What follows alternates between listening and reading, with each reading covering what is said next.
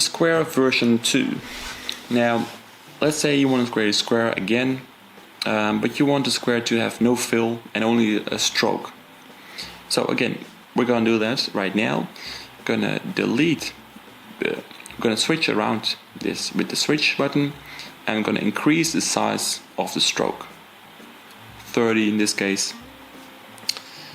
And let's say we want to delete this point right here. So I'm just gonna delete that and say, oh no, you don't want this, because now the whole shape is gone, but you might want just a little corner taken away from it.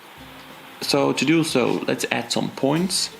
So I'm just going to add a point right there, using the pen tool, clicking on the layer, exactly on the layer.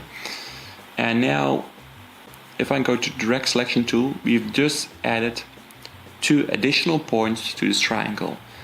Now, which means that if I delete the same point again, it will be held in place by the other 2 additional points that I just added. As you can see right now, we just created a new shape without completely removing the top and the right part.